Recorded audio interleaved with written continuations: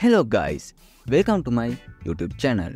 In this video, I will tell you the best time to use OmeTV. If you are a OmeTV user, then you will know which time is best for you. But if you are not, you need to know which time are best.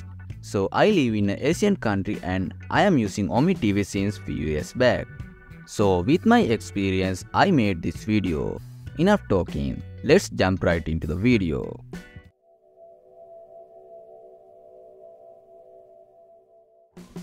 OmeTV is a free random video chat website. You can use every features for free.